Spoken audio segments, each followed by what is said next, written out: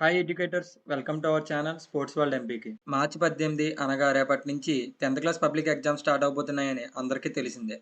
So ఇప్పుడు మనం 10th class ఎగ్జామ్స్లో ఎక్కువగా చేసే తప్పుల గురించి, వాటిని సరిదిద్దుకోవడానికి సలహాల గురించి మాట్లాడుకుందాం. రేపు రాయబోయే ఎగ్జామ్కి 1 అవర్ ముందే ఎగ్జామ్ హాల్కి వెళ్ళండి. ఎందుకంటే ఇన్విజిలేటర్ మీరు ఏ విధంగా ఎగ్జామ్ రాయాలనేది, ఓఎంఆర్ మీద ఏ విధంగా బబ్లింగ్ చేయాలనేది వాళ్ళు క్లియర్‌గా ఎక్స్‌ప్లెయిన్ చేస్తారు. So first 10th class exams అంటే భయాన్ని వదలండి. 10th క్లాస్ పబ్లిక్స్ ఎగ్జామ్స్ అంటే మీరు రాసిన ప్రీ ఫైనల్ ఎగ్జామ్స్ లానే ఉంటుంది. దానికి దీనికి తేడా ఏమిటంటే దీనికి ప్రత్యేకంగా ఒక సెంటర్ ఇస్తారు. ప్రీ ఫైనల్ అంటే మీ స్కూల్లోనే రాస్తారు.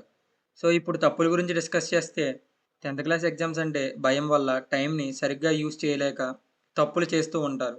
సో కరెక్ట్‌గా టైంని ప్రాపర్‌గా యూజ్ చేసుకొని చక్కగా ఆన్సర్స్ రాయండి. అలానే రెండో తప్పేంటంటే క్వెషన్ నంబర్స్ అనేది వేయకుండా ఆన్సర్స్ రాస్తూ ఉంటారు. అలాంటి తప్పులు చేయకుండా క్వెషన్ నంబర్స్ రాసి చక్కగా ఆన్సర్‌ని వివరిస్తూ మీకు వచ్చిన విధంగా రాయండి. అలానే మూడో తప్పేంటంటే మీరేదైనా విషయాన్ని తప్పుగా రాస్తే దానిని ఎక్కువగా స్ట్రైక్ చేస్తారు. అంటే దాన్ని కనిపించకుండా ఉండడానికి పెన్ ఆర్ పెన్సిల్‌తో ఎక్కువగా స్ట్రైక్ చేసేస్తారు. అలా చేయకుండా సింగిల్ లైన్ ఆర్ అడ్డంగా కొట్టి స్ట్రైక్ చేయండి. అలాగే తర్వాత చేసే తప్పేంటంటే క్వెషన్ అండ్ ఆన్సర్స్‌ని సీక్వెన్స్ ఆర్డర్‌లో రాయరు. ఆ తప్పు మాత్రం అసలు చేయకండి. ఎందుకంటే పేపర్ కరెక్షన్ చేసేవారికి చిరాకుగా అనిపిస్తుంది. పేపర్ కరెక్షన్ చేసేటప్పుడు ఆ క్వెషన్‌కి ఆన్సర్ ఎక్కడుందనేది వాళ్ళు ఎతుక్కోవాల్సొస్తది. సో, ఆ విధంగా చిరాకు కరెక్షన్ చేసేవారికి కల్పించకండి. మీ స్కూల్‌లో టీచర్స్ కరెక్షన్ చేసే విధంగా పబ్లిక్‌లో టీచర్స్ కరెక్షన్ చేస్తారని అసలు అనుకోవద్దు.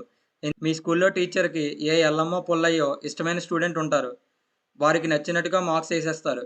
ఏదైనా స్టూడెంట్ బాగా చదవరు అని టీచర్‌కి అనిపిస్తే, మనం రాసింది కరెక్ట్ అయినా కూడా మార్క్స్ అనేది తగ్గిస్తారు. సో, ఆ విధంగా పబ్లిక్‌లో చేస్తారని అసలు అనుకోవద్దు. ఎందుకంటే, మీరు రాసిన పేపరు కరెక్షన్ చేసే ఇన్విజిలేటర్‌కి కూడా మీదనేది తెలీదు. సో, ఆ భయాన్ని వదిలి చక్కగా ఆన్సర్స్‌ని బాగా రాయండి. అలాగే తర్వాత చేసే మిస్టేక్ ఏంటంటే, మీకిచ్చిన పారాగ్రాఫ్ లేదా బ్లాంక్స్‌ని ఆన్సర్స్ క్వెషన్ పేపర్ మీద రాస్తూ ఉంటారు. అటువంటి తప్పులు అస్సలు చేయవద్దు. ఎందుకంటే క్వాడ్ వచ్చినప్పుడు మీ పేపర్‌ని చెక్ చేస్తారు. ఆ విధంగా చేసినా కూడా వాళ్ళు మిమ్మల్ని తప్పుగానే భావిస్తారు. సో, అటువంటి తప్పు అసలు చేయవద్దు. అలానే మీరు క్వెషన్ పేపర్ మీద ఆన్సర్ రాసారనే ఉద్దేశంతో ఆన్సర్ బుక్‌లెట్ మీద ఆన్సర్ రాయకుండానే రాసేసారని భ్రమపడుతూ ఉంటారు. 1కి 2 సార్లు మీరు ఆన్సర్ కరెక్ట్‌గా రాసారా లేదా అనేది చెక్ చేసుకోండి. సో ఫైనల్లీ చివరగా చేసే మిస్టేక్ ఏంటంటే మీకు ఏదైనా క్వశ్చన్కి ఆన్సర్ తెలియకపోతే ఆ క్వశ్చన్కి ఆన్సర్ రాయకుండా మాత్రం వదిలేయకండి. ఎందుకంటే something is better than nothing కదా.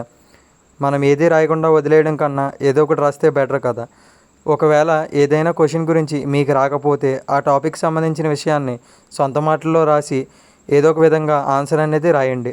ఫైనల్లీ మీలో ఉన్న భయాన్ని వదిలి ఎగ్జామ్‌ని బాగా రాస్తారని ఆశిస్తున్నాం.